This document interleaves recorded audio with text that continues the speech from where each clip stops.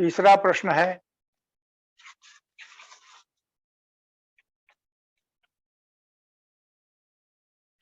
ये कुछ विशेष सेंसिटिव प्रश्न है, इसलिए मैं किन्हीं लोगों का नाम न लेकर के इस चीज को केवल भाव में रख दिखाना चाहता हूं। प्रश्न ये है कि श्री गोपीनाथ जी को आचार्य वर्ण ने, महाप्रभु जी ने, जो बड़े पुत्र थे और जिन्होंने जीवों को निरोध सिद्ध करने के मार्ग दिखाए, उनको मर्यादा स्वरूप क्यों कहा जाता है? उनको मर्यादा स्वरूप कहना ये अपनी मूर्खता है। अपन अपनी मूर्खता को दूसरों पर ढोलते हैं।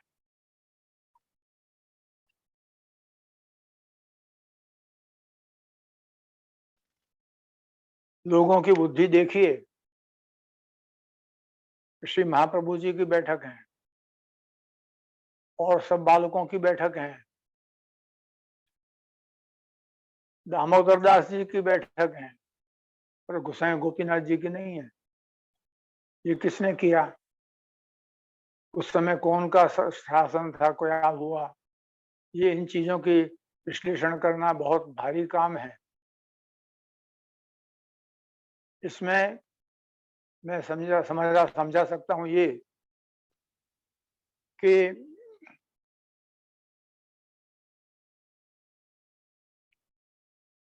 पहली बात तो ये है कि आचार्य पद पर जो रहता है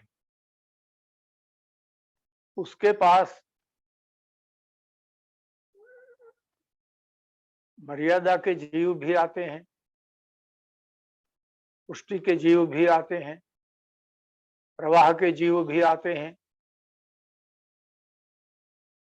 दूसरे धर्मों के भी जीव आते हैं कि जो समझना चाहें। उन सबको संतुष्ट करने का ज्ञान आचार्य रखता है तो वो आचार्य कहलाता है। इस रूप में आचार्य चरण के पास प्रवाह के भी आते थे, मर्यादा के भी आते थे। श्री गोपीनाथ जी ने भी यही क्रम लिया था।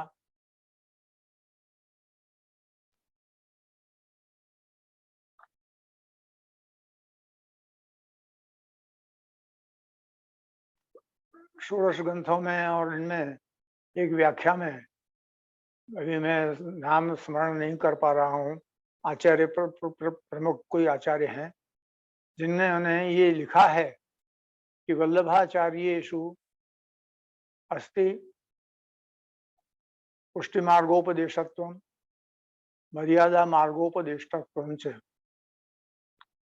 माने वो पुष्टि मार्ग का तो उपदेश करते ही हैं, परंतु मर्यादा मार्ग के कोई पूछने आए तो उनको मर्यादा मार्ग का उपदेश भी करते हैं। इस प्रकार से उन्होंने वर्णन किया है। अभी भ्रम से मैं अब बोल नहीं पा रहा हूँ, लेकिन जो ये चीज बहुत प्रसिद्ध है और ये आवश्यक है कि कोई प्रश्न करता है, जैसे अभी अभी जो प्रश्न किए हैं उसमें कोई ऐसे भी हैं कि जो यानी संप्रदाय को न समझे हुए हों, ऐसे भी पूछे हैं।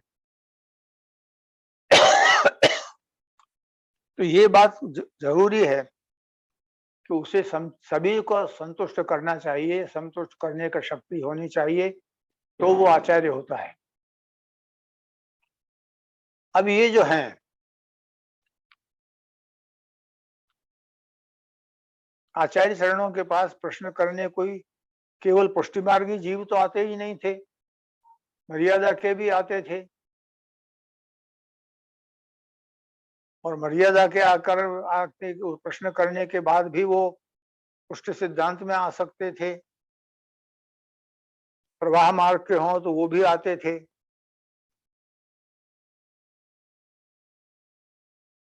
इसीलिए तो श्रीमदाचार्येषु पुष्टि मार्गोपदेशत्वम मर्यादा मार्गोपदेशत्वम च, ये दोनों बातें आपने कही हैं।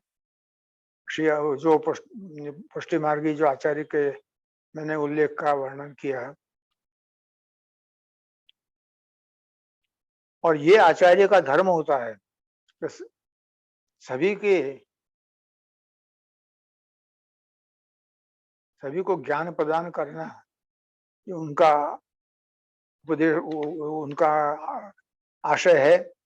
और प्रभु और चरण श्री गोपीनाथ जी भी इसी प्रकार सभी भक्तों को संतुष्ट करते थे, उचित मार्गदर्शन करते थे।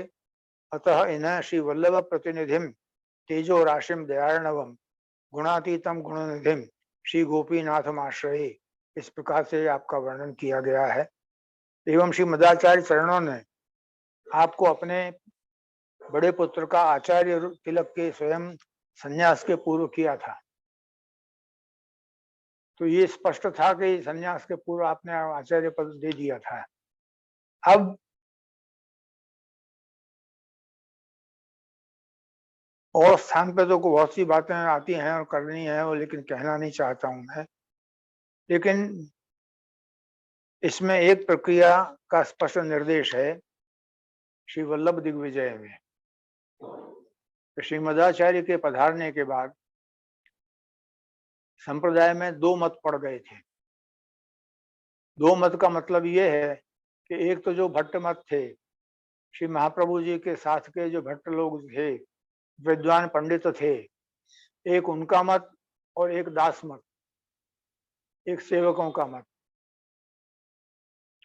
उन्होंने दोनों में से किसी के नाम नहीं बतलाए हैं, इसलिए मैं भी किसी का नाम नहीं लेता हूं। भट्ट मत और दास मत के नाम से ही कहूंगा मैं कि ये जो दोनों प्रकार के भेद पड़े थे, उसमें भक्त मत जो भट्ट मत जो था, उसके लोगों का ये आग्रह था कि आचार्य चरणों ने जो पद्धति बनाई है और जो चीज रखी है कि सभी संप्रदाय के लोग, सभी मर्यादा पुष्टि के लोग, बिल्कुल प्रवाह के लोग जो भी आए उन सबको समझाया जाए और सबको कहा जाए। पर भक्त लोग ये आग्रह रख रहे थे कि हमें पुष्टि मार्ग के सिवाय दूसरे से क्या काम, हम क्यों कहें करवाएं उसको। ये चीज आचार्य के लिए संभव नहीं होती। उनको सबका समन्वय करना चाहिए, उनको संबंधित करके उनको ज्ञान देना चाहिए और आचार्य पद के रूप में उनको करना ही चाहिए। इसमें आग्रह दुराग्रह करके ये चीज को बदल दी गई। इससे गोपीनाथ जी को कुछ रूपांतर से विशेष याद तो नहीं बात की, लेकिन दाऊजी बना दिए, मर्यादा पुरुषोत्तम है। मर्यादा पुरुषोत्तम कहने का मतलब दाऊजी है। राम भी कह सकते हैं, परंतु यहाँ बड़े भाई हैं इसलिए बड़े हैं।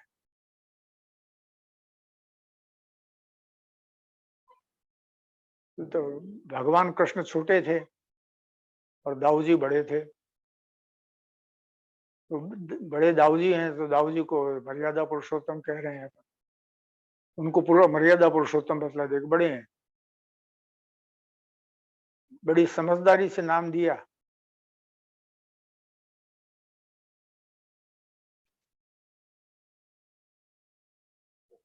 परंतु ये बात समझिए,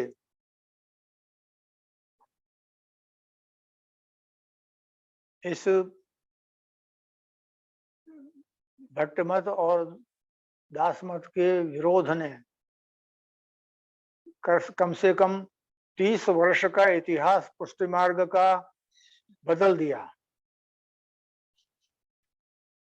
श्री महाप्रभु जी जब लीला पधारे हैं, स्वधाम पधारे हैं, तब गोपीनाथ जी 20 वर्ष के थे, श्री गोसाई जी 15 वर्ष के थे। और गोसाई जी, श्री गोपीनाथ जी जब स्वधाम पधारे हैं उस समय 50 वर्ष से ऊपर के हैं। उनके चित्र सब विद्यमान है। तो यानी 30 से लेकर 50, 20-25 साल का इतिहास नष्ट किया गया। 20-25 साल के विद्वानों का इतिहास भी उनकी रचनाएं भी नष्ट की गई। ये करने वाले लोग कितने दुराग्रही और हीन दृष्टि के लोग थे, इसको कहना भक्तों के विषय में उचित नहीं है, इसलिए नहीं बोलता हूं मैं। लेकिन फिर भी हृदय आक्रोश से भर जाता है। कितना अंतर हुआ। श्री महाप्रभु जी ने पुष्टि मार्ग के तो सब ग्रंथ लिखे ही हैं। उनके जो मैंने मद्रास की अडियार लाइब्रेरी में सूचनाएं देखी जब ग्रंथ की, महाप्रभु जी के ग्रंथों की, उसमें 52 उपनिषद के ऊपर आपके भाष्य हैं। आज एक भी भाष्य उपलब्ध नहीं है। तो उपनिषद की चीज चली गई, पूर्व मीमांसा चली गई। इसके बाद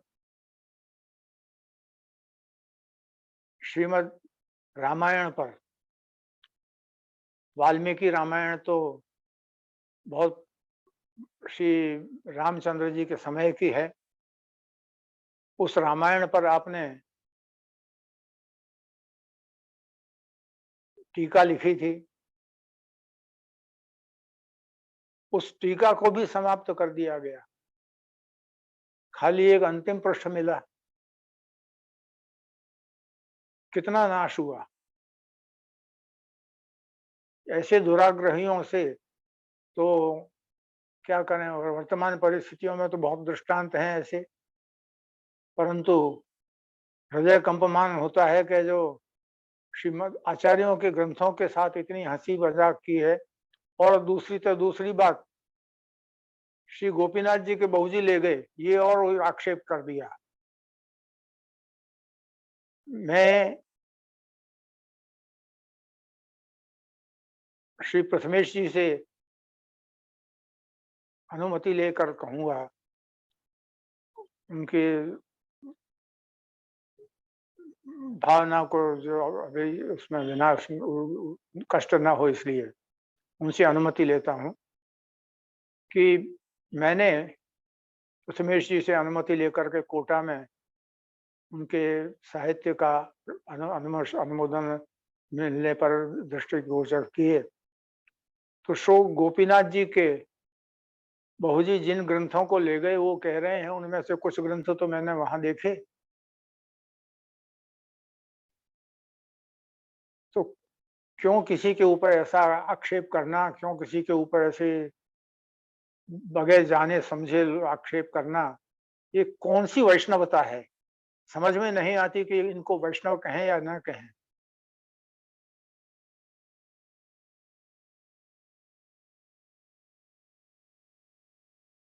इन चीजों को सही नहीं किया जा सकता। श्री गोपीनाथ जी के पुत्री के पुत्र थे पंडित राज जगन्नाथ, लक्ष्मी बेटी जी के पुत्र थे। अब जगन्नाथ कवि ने, बहुत बड़े शास्त्र के विद्वान थे, बहुत बड़े कवि हैं, अनेक ग्रंथ लिखे हैं। उन ग्रंथों की तो अभी चर्चा करना नहीं है मुझे। परंतु एक बात जरूर कहूंगा कि उनको, क्योंकि गोपीनाथ जी के पौत्र हैं, दौहित्र हैं, इसलिए उनके ग्रंथों को भी हटा दिया गया। उनके बनाए हुए स्तोत्रों को हटा दिया गया। कीर्तन नहीं हटे, कीर्तन है, पर संस्कृत ग्रंथों को सबको साफ कर दिया। गोपीनाथ जी के बनाए हुए स्तोत्र जो हैं, उनमें अक्षरों को आगे पीछे कर दिया। ये कौन सा जो वैष्णवता का कार्य है। ऐसा दुष्कर्म किया गया है जो सही नहीं है, और वो आक्रोश आ जाता है।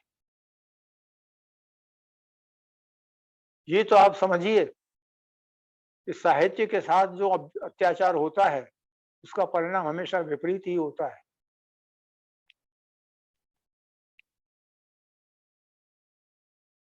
जगन्नाथ कविराज को बहिष्कृत मान दिया।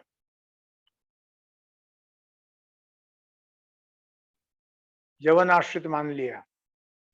यवन राजा को,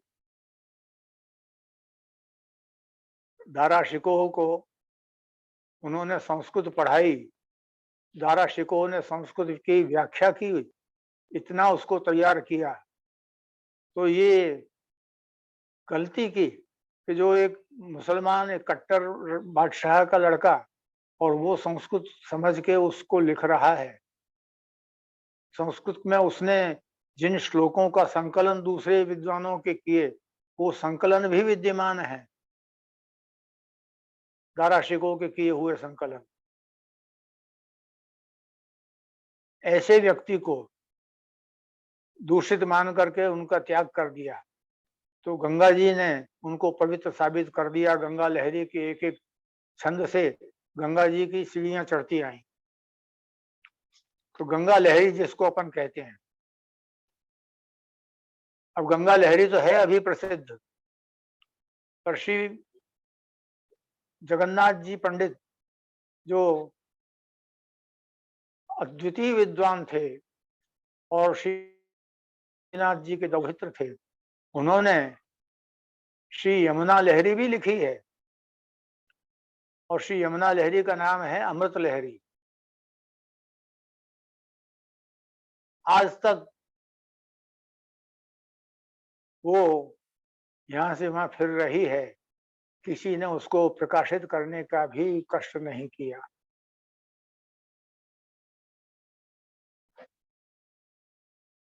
ऐसे ऐसे दुष्कर्म से वैष्णवता को कौन लज्जित करते हैं, ये समझना और समझाना मुश्किल है मेरे लिए, इसलिए मैं किसी का नाम नहीं ले रहा हूं।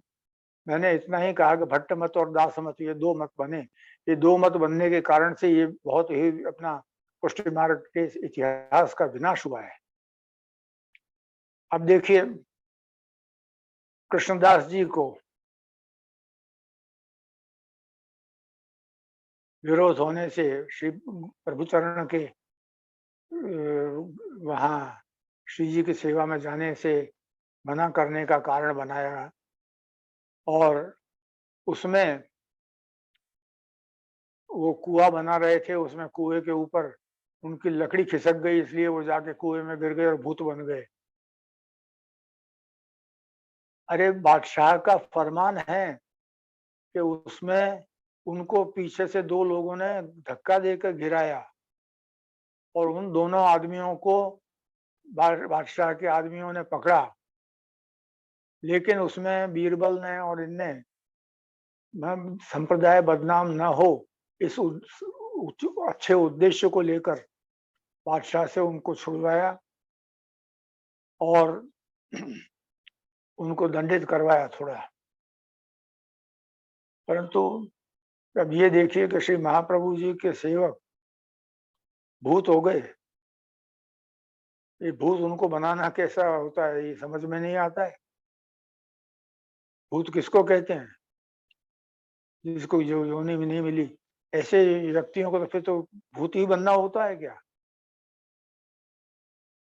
ऐसे महाभक्त जो हैं, आचार्यों के परम भक्त, आचार्यों ने जिनको दृढ़ता से जो अपना माना है, उनको भूत बना रहे हो, ये भी शर्म नहीं आती? ऐसी ऐसी विचित्र रचनाएं हैं जिनका जवाब देना अपने आप को बहुत कष्ट देना है, क्योंकि वैष्णवों ने कुछ कुछ ऐसे कर्म भी किए हैं कि जो कहने लायक नहीं है। श्री गिरधर जी के पुत्र श्री मुरलीधर जी को जहर दे दिया। ये क्या है? ये कौन सी वैष्णवता है? ये ऐसे वैष्णवों को वैष्णव कहना दुस्सा है। श्री श्री अपने श्री गोकुलनाथ जी ने तो स्वयं ये कहा है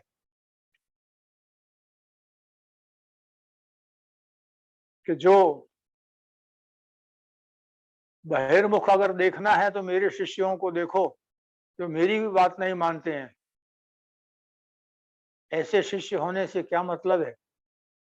श्री गोस्वामी गोकुलनाथ जी के परम प्रतापी गोकुलनाथ जी के शिष्य जब ऐसे हो गए, आज भी परंपराओं में मैंने देखा है तो बहुत कष्ट हुआ कि जो भक्त उनके पूर्व जन्म में से उनमें से किसी में से वो कोई मर जाता है बड़ा, तो ला करके गोकुलनाथ जी की बैठक के सामने पधरा देते हैं और उसका वहाँ भजन करते हैं, कीर्तन करते हैं। ये ठीक है कि वो ये माने कि वो गौलोक गया है या भगवत धाम प्राप्त किया है, तो उसको दुख नहीं करें। यहाँ तक तो ठीक है, पर सूतक नहीं मानेंगे, कोई कोई कोई नहीं, स्पर्शास्पर्श सब छेड़ दी। ये कौन सा धर्म है? कौन सी विकृति? ये केवल विकृति नहीं तो क्या है ये? तो ऐसे दुराग्रही प्रक्रियाएं ये जो संप्रदाय में आई हैं उससे ये काफी कुछ विनष्ट हुआ है, और अभी भी कई ऐसे दुराग्रही हैं और ऐसे कर रहे हैं कि जो उसको संप्रदाय को विनष्ट कर दें। भगवान ही उनको सद्बुद्धि दे, बस यही प्रार्थना कर सकता हूँ मैं।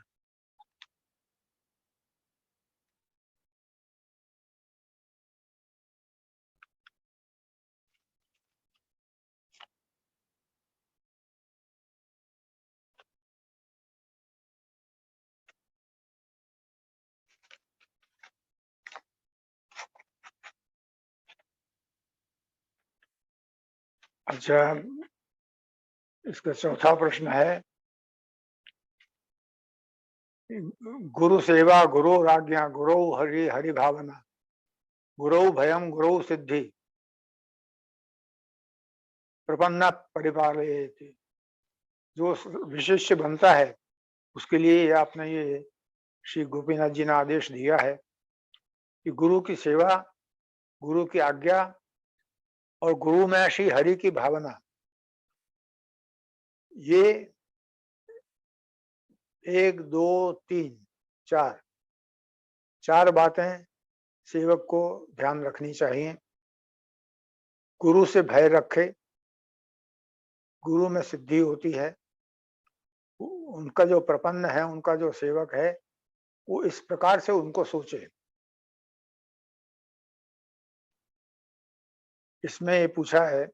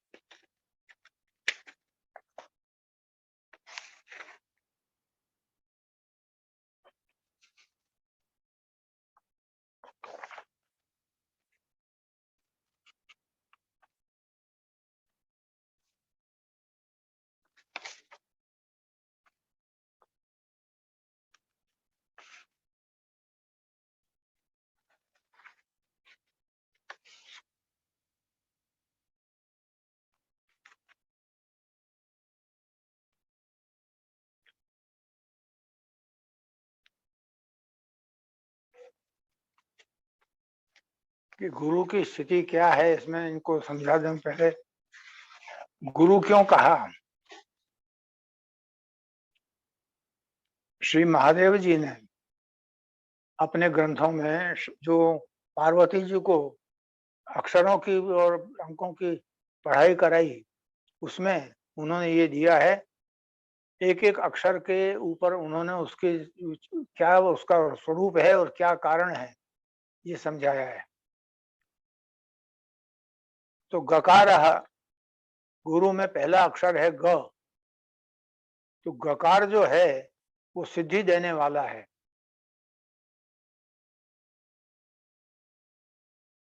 रेफा पापस्य हारक, और र जो है वो शिष्य के पापों का नाश करने वाला है।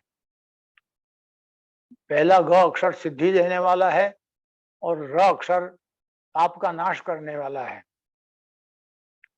और उ जो है ग में, ग उ गु, तो उकारो विष्णु अव्यक्त है।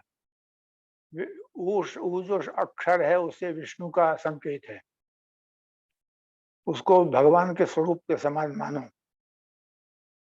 उकारो विष्णुरव्यक्तः तृतीयात्मा गुरु पद है। ये 3 रूप में गुरु है, इसलिए गुरु कहा जाता है। गुरु नाम क्यों दिया गया? ये श्री महादेव जी के द्वारा लिखा हुआ ये जो वर्ण है, ये श्लोक है, वो ध्यान रखने योग्य है कि इसलिए गुरु कहा है। गुरु सामान्य नहीं होता। और गुरु से भय जो कहा है वो इसलिए कि गुरु में जैसे अनुग्रह करने की ताकत होती है, वैसे निग्रह करने की भी ताकत होती है। वो उसको, उसकी शक्तियों को छीन सकता है वापिस।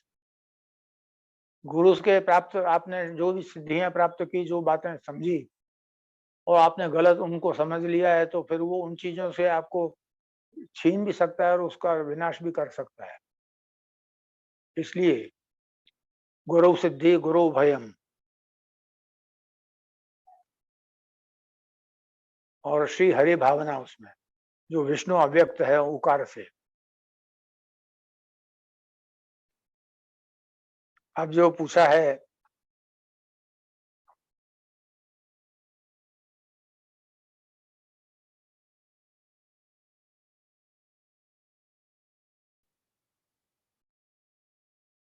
पहली बात तो ये है कि संप्रदाय में, भक्ति मार्ग संप्रदाय में और संप्रदायों से अधिक एक चीज रखी गई है।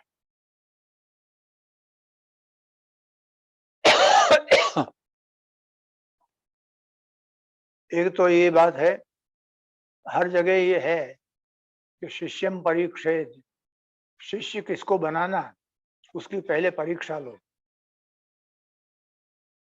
शिष्यम परीक्षेत गुरु।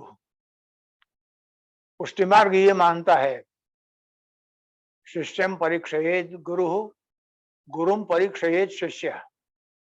गुरु भी अपने शिक्षक गुरु की परीक्षा ले कि वो गुरु के लायक है क्या नहीं। पुष्टि मार्ग ये बनाता है, ये दूसरे संप्रदायों में नहीं है।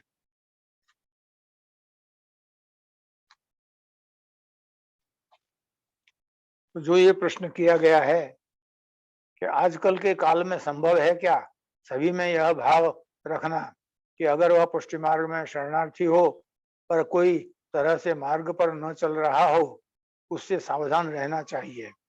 अगर ऐसा है तो नीचे ये श्लोक की आज्ञानुसार क्या करना श्रेष्ठ है।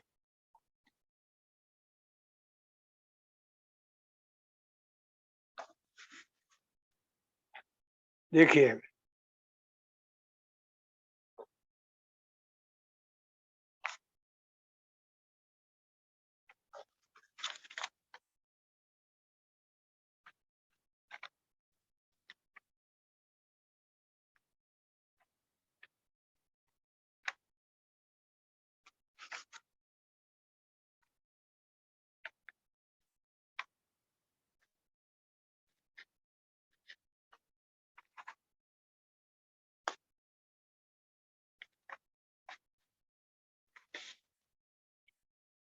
इस प्रकार अगर वो व्यक्ति रखता है भावना, तो उसको गुरु की आज्ञा माननी चाहिए। गुरु से सेवा करने के लिए जो अपन पूछते हैं कि गुरु की आज्ञा लेकर करो, तो ये इसीलिए लिखा गया है। तो वो तुमको नियम बताएगा कि कैसे करना, नहीं तो नियम से करोगे नहीं।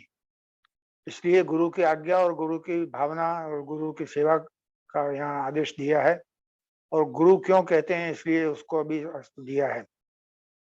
अच्छा, एक है प्रश्न तीसरा, विना भक्त प्रसंगेन सद्गुरु कृपया विना श्री भागवत शास्त्रेण विना भक्ति कथम भवेत।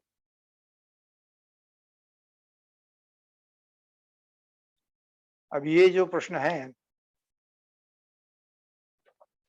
बिना भक्त प्रसंगेन, भगवतियों की वार्ताएं जो बांची जाती हैं वो इसीलिए बांची जाती हैं तो उनसे भगवतियों के व्यवहार का हमको ज्ञान हो।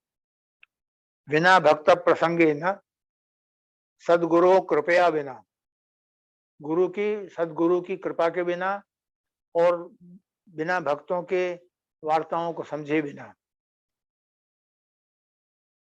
तीसरी बात है कि श्री भागवत शास्त्रेण बिना भक्ति कथम भवे।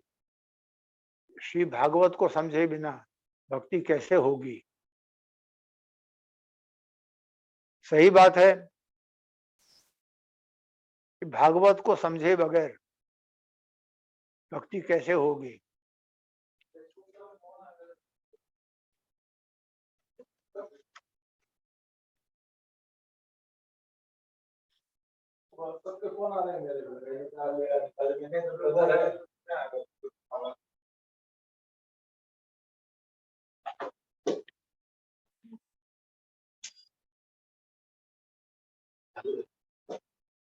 तो ये जो प्रसंग है वार्ताओं का और इनका सबका प्रसंग जो है कि वार्ता जो सत्संग होता है, अब सत्संग में भी ये चीज ध्यान रखने की है कि सत्संग वास्तविक सत्संग है कि नहीं। जो संप्रदाय को समझा हुआ हो, जो संप्रदाय को जानता हो और संप्रदाय के हृदय में उसमें बैठा हो संप्रदाय, तो वो हृदय से वो जो बोलता है तो वो सही बोलता है। और जो केवल नाटकीय रूप में करता है वो वास्तव में छल कपट ही होता है। तो इसलिए शास्त्र का संबंध करने जाए तो श्री भागवत शास्त्रेण बिना भक्ति कथम भवत। श्री भागवत को नहीं समझा तो भक्ति कैसे होगी।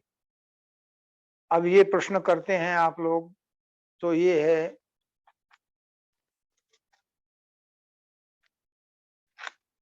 कि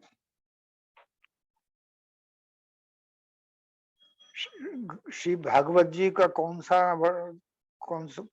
श्री भागवत जी कौन सा दर्शन करें।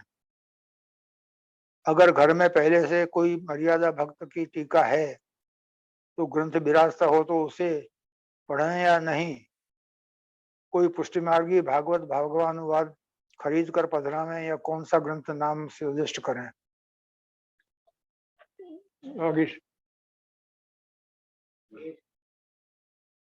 वो कौन है जो जिनके वो दूसरी अभी छपी ना पुस्तक भागवत की, जहाँ सुबोधनी जी लिए गए हैं। यमुना वल्लभ। हाँ तो देखिए जी, भागवत तो बहुत हैं ऐसी जो भक्त लोगों के पुष्टि मार्गी भगवदियों के भी द्वारा लिखी गई हैं। ऐसे भी हैं, नडियाद के भी हैं, अपने बड़ौदा के भी हैं, सबके हैं ऐसे ग्रंथकार भागवत के जो भक्ति मार्ग की अनुसरण नहीं उन्होंने भी लिखी हैं। और अगर आप ये चाहें कि श्री सुबोधनी के अनुसार ज्यादा भाव लिया हो, कम से कम एक पैराग्राफ उसमें उस सुबोधनी के अनुसार आपको दिया हो, तो वो है यमुना वल्लभ शास्त्री, है ना। यमुना वल्लभ शास्त्री जी की भागवत 2 भागों में छपी हुई है। और वो अगर आप गुजराती में छपी हुई है और वो अगर आप लें तो उसमें श्री महाप्रभु जी के सुबोधनी के अनुसार के भाव को भी आप समझ पाएंगे। इस तरह से मैं सजेस्ट ये करता हूं कि उसको आप घर में बसाएं।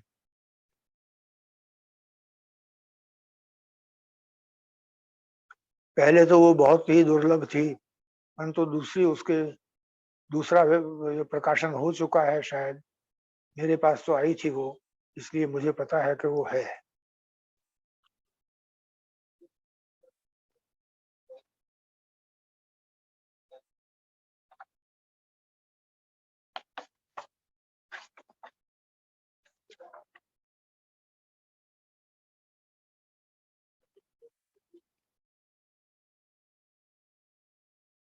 इस प्रकार प्रायः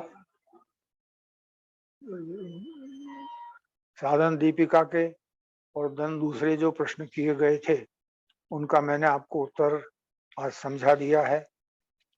इसके बाद सुबोधनी के जो प्रश्न किए गए हैं वो अब आने वाले समय में जब होगा तब देखा जाएगा।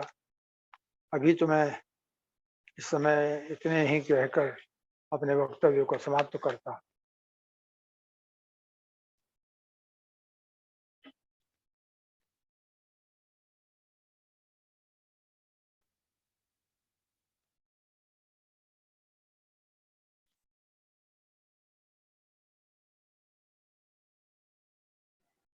हेलो, श्री वल्लभा सुबोधनी के प्रश्न जिन्होंने किए हैं उनसे मैं ये स्पष्ट कहूंगा, सुबोधनी के कौन से ग्रंथ के कौन से वो हैं बराबर स्पष्ट लिखकर मुझे भेजें।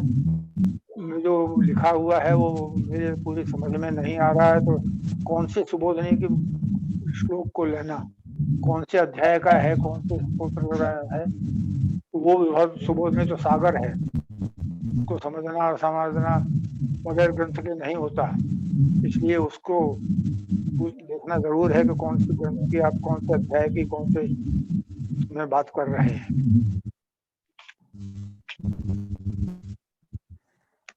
श्री वल्लभाधीश की जय।